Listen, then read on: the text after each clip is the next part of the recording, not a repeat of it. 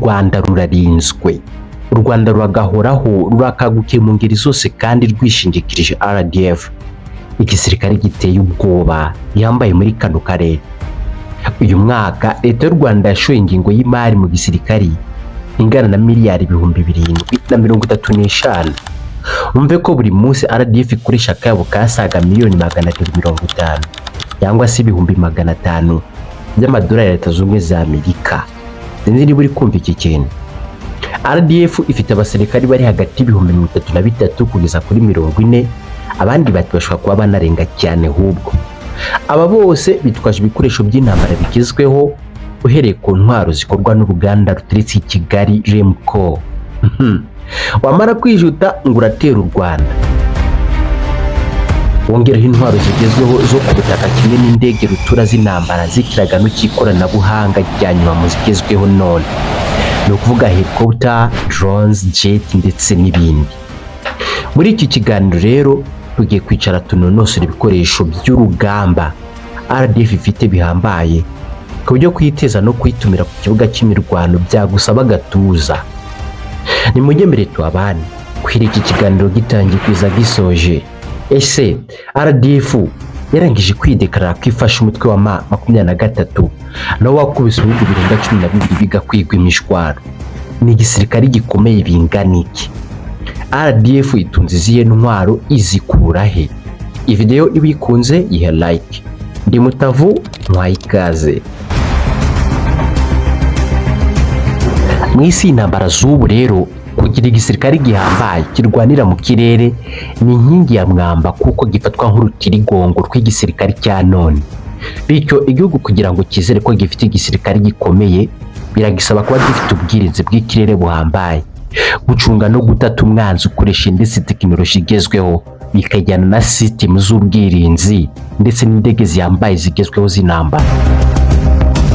U Rwanda mu buryo bwo gutwikira no kurinda ikirere cyarwo rero ni rwatanzwe, rwikoje mu Bushinwa maze ruganiriza kampani yitwa Norinco ibagurisha ubwirinzi bw'ikirere bwo mu bwoko bwo hagati bwitwa Sky Dragon. Kuba byibuka neza, mu ntangiriro z'umwaka wa 2025 ubwo Kongo yari ihanganye n'umutwe wa M23 muri Nord Kivu, hari ibisasu byoherejwe n'umwanzi mu gace ka Rubavu. Ubundi bivugwa n'ubwirinzi bw'u Rwanda mu byo butunguranye. Ni nabwo bwa mbere amaso yacu yaravuyeho igihu, maze inkuru zisakara hose ku Rwanda rutunze Sky Dragon. TL-50 MRN, iyi ni intwaro y'agatangaza igizwe n'ubwirinzi, ikarasa ibisasu biremereye byo mu bwoko bwa misile byitwa DK-10. Sky Dragon ni ubwirinzi bw'ikirere bufite ubushobozi bwo gusama ibisasu byakwisekura ku butaka bw'u Rwanda uhereye muri metero 30 ukazamuka ukagera mu ntera y'ibirometero 50. Ibyo bivuga ko u Rwanda rurinzwe bidasanzwe kurusha hafi ibihugu byose muri kano karere. Karundura z'intambara u Rwanda rutunze rero rahera kuri iyi ngiyi yitwa helicopter Mi-55E attack helicopter. Iyi iteye imbere cyane, ikaba yaravuguruwe kuri version ya Mi-24. U Rwanda rwayiguze n'Umurusiya asaga miliyoni 40 z'idolari. Ubwo ikaba iri full combat, ni ukuvuga iherekejwe n'amamisire irasagezweho, ikoranabuhanga rya night vision, thermal sensor. Ibi ni ibyuma byumviriza ubushyuhe bw'ibisasu bishobora kuyigabwaho bikiri kure cyane, maze ikabasha kubikwepa no guhangana nabyo.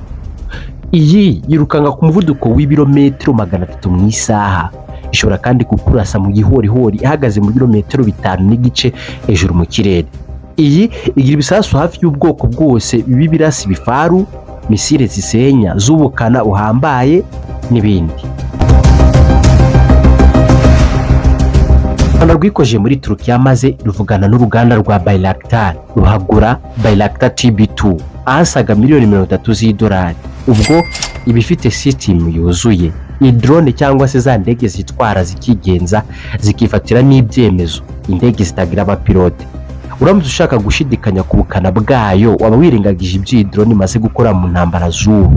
Isha iyi yaragwanye koko pe, uhereye muri Syria, Libya, irwana mu ntambara ya Nagorno-Karabakh, ubwo Azerbaijan yahanganaga na Armenia, none uyu munsi iri kugwana muri Ukraine. Ubusanzwe inshingano z'iyi drone aba ari ukurinda imbibi z'igihugu, surveillance et reconnaissance, gutasi no gukurikirana umwanzi, kandi ikabakasha mu kurasa ahagenywe nta guhusha, ukongeraho kurwanya abanzi imitwe yitwaza intwaro.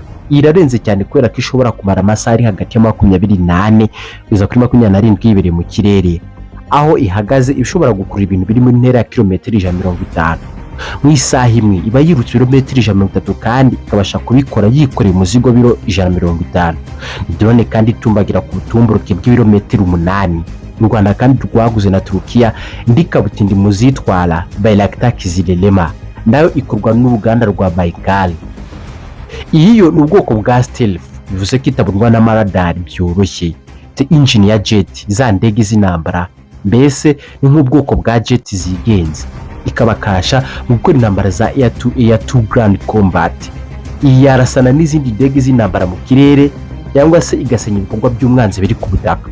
Ikora ibitero byitwa seed and deed, ni ukuvuga ko irasa cyangwa se igatumura ama air defense. Bazi nawe icyo kintu. Umuvuduko w'indege ni subsonic, bivuga uko iri munsi ho gatoya cyane ya Mach cyangwa umuvuduko w'ijwi. Ishobora kuzamuka ikajya kwihisha hejuru mu bicu muri kilometero 12, kandi ibiritwara igikuye ibya Bayraktar TB2 ishuri 10. Arandi makuru ataremezwa neza ku Rwanda rwaba rufite izindi ndege z'intambara zizwi nka jet zigezweho nka Alpha Jet, indege kabutindi ikanakoreshwa mu gutoza abapiloti cyangwa abazitwara nyine. Wibuke u Rwanda mu mwaka 2024 biherutse kwakira abapiloti 20 bize muri Turukiya ku ishuri rya iJet Flight School. Bakaba abapolisi n'abasirikari bari bashoje kwiga ibijyanye no kugurutsa izi ndege by'umwihariko zo mu bwoko bw'izindwanya jet. None se bazagurutsa izo batagira? Murasetsa. U Rwanda kandi rushyirwa ku rutonde rw'ibihugu bizi gukora intambara zo ku butaka byiza cyane muri kano karere ndetse no muri Afurika muri rusange. Bityo u Rwanda rwaragiye rwikoza imahanga ruhagura ibikoresho bya gisirikare bigwanishwa ku butaka by'akataraboneka, uhereye kuri iyi ntwaro ATMOS 2000 Autonomous Track Mounted Howitzer System, ubwoko bw'imbunda y'agatangaza itunzwe na RDF yo mu bwoko bwa Howitzer 155mm gun Howitzer, ikarasa amasasu manini kandi aremereye ku buryo ashobora gushegesha no kurimbura umwanzi. Ni Howitzer bivuga yuko irekura ibisasu bigatumbagira mu ntera ya kure, ubundi bikamanukira mu gihorihori cy'umwanzi iyo kure cyane. Irasaga ati ibirometero 30 kugeza kilometero 40. Yifitemo ikoranabuhanga ryo kuyobora ibisasu byayo, fire control system, buryo bituma irasa neza kandi vuba. ATMOS 2000 mu kuyikoresha bayistara ku bikamyo bya gisirikare by'ubwoko butandukanye bigenda biyimura ahantu hatandukanye ku buryo kwirasa byagorana cyane. Ikorwa na LBT System, kompanyi nini cyane y'Abanya-Israel mu gukora ibitwaro kabuhariwe bya gisirikare. Iyi ituzwe n'ibihugu 6 gusa muri Afurika, ari byo u Rwanda, Morocco, Botswana, Cameroon, Zambia ndetse na Uganda. Ihagaze agaciro kari hagati ya miliyoni 4 kugeza kuri miliyoni 3.7 madolari ya Leta Zunze Ubumwe za Amerika. Umunyarwanda akaba muri miliyari 8 zose kuri unity imwe. Kwitunga bikagira RDF, igihugu cy'igihangange muri kano karere. RM70 Multiple Rocket Launcher, indi ntwari isangwa hake cyane nibura mu bihugu bitarenze 3 bya Afurika. Ituzwe na RDF, yagaragajwe n'igisirikare cy'u Rwanda mu myitozo ya gisirikare inashi muri 2017 bwa mbere. U Rwanda rwaziguze na Czech Republic ruzigura ari 7 gusa, birumvikana ko ari icyizere cy'uko ziyongereye. Izi ni kabutindi mu kurasa ibisasu by'amarokete bya 122mm byinshi cyarimwe byo mu bwoko butandukanye ku mirongo y'umwanzi. Urebye neza yenda gutera kimwe n'iyitwa BM-21 Grad, gusa yirusha kubiterekwa ku kamyo gikomeye kandi kigezweho. RM-70 iyi irasa ibisasu by'amarokete bitandukanye bitewe n'intego igenderaho gushitswaho. Muri byo haza nka HE-frag cyangwa se High Explosive Fragment. Izi nizo rokete zikoreshwa cyane mu gusenya ahantu hanini, ikaba gica mu gukomeretsa no kurimbura abasirikari benshi cyarimo. ishobora kurasa kandi smoke rockets.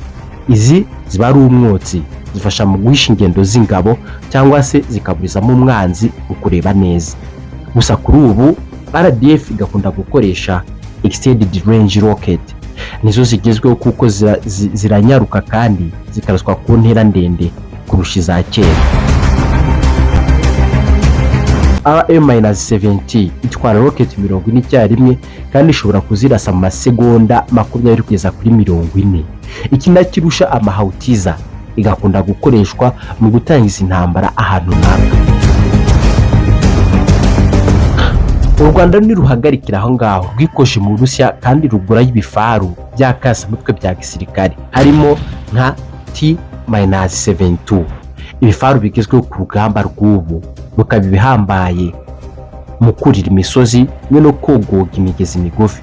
Ni tanki zakozwe n'abasoviyeti ba kera mu nyuma ziza kuvugururwa zishyirwamo ikoranabuhanga rigezweho.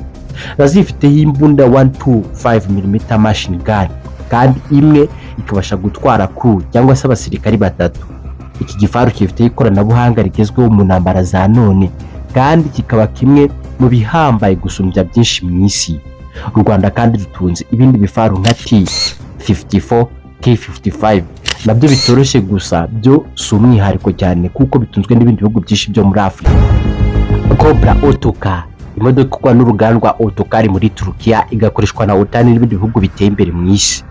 Ibi ni ibimodoka bya gisirikare bigezweho u Rwanda rutunze rwagaragaje mu butumwa bwo gucunga amahoro i Cabo Delgado, ndetse zanagaragaye bwa mbere mu myitozo ya gisirikare intashyo mu cyishwe hard punch cyangwa se kumaje. Ni ubwoko bwa armored bivuze ko idatorwa n'amasasu asanzwe ngo yinjire agera imbere cyangwa se ipfe gusenywa n'ibiturika wayitega nka mine ndetse n'ibindi. Zikunze gukoreshwa mu mijyi ariko kandi kabuhari mu kugenda no mu mihanda mibi ndetse no guterera imisozi. Utenye ko iyi modoka yiruka ku muvuduko w'ibirometero 110 mu isaha kandi ikaba yakora neza mu ntera y'ibirometero bisaga 700 iri full tank, ni ukuvuga ngo yuzuyemo amavuta. Iyi kugira ngo kwa Erdogan bayiguhe ugomba kuba witwaje umufuragiro uri hagati y'ibihumbi 500 by'amadolari za Amerika kugeza kuri miliyoni y'amadolari za Amerika. Arakaba muri hafi miliyari 1 na miliyoni 400 mu giwacu.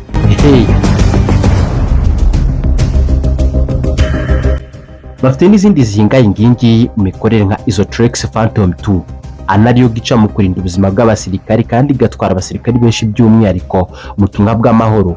Izi nizo modoka za gisirikare zidasanzwe mu ntambara z'ubu kandi zitigonderwa na buri gihugu cyose hano muri Afurika.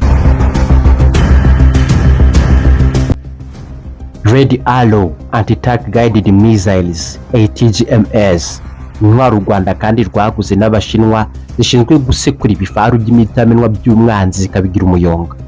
U Rwanda rero ruheruka kugura by'umwihariko yitwa HJ-9 Hongjian Red Arrow. Intwaro yakozwe n'uruganda rwa Norinco muri China, ishyirwa ku modoka bya gisirikari cyangwa se ikarasirwa ku rutugu hagambiriwe gusenya ibifaru by'imitamenwa by'umwanzi. Ishobora kurasa mu ntera y'ibirometero 5 kandi nipfe guhusha cyane ko iyoborwa n'ikoranabuhanga rya laser. Yo ntikenera GPS kandi ikaba kabutindi mu gusenya ibifaru bigezweho byose.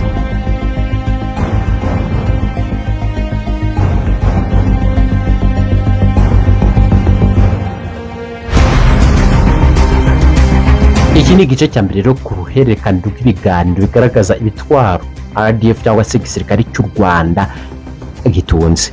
Niba ushaka igice cya kabiri uraza kubyandika muri comment. Nyuma yo gusuzumira hamwe ubuhangange bw'ibitwaro bya RDF, ese we nizihe ntwaro nasize zihambaye RDF yaba itunze uzi?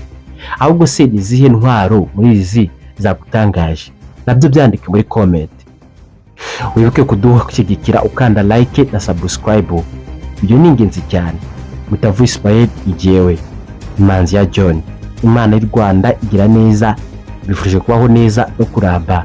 Mwakoze kubana natwe, tuzasubire mu biganiro by'ubutaha. Bye.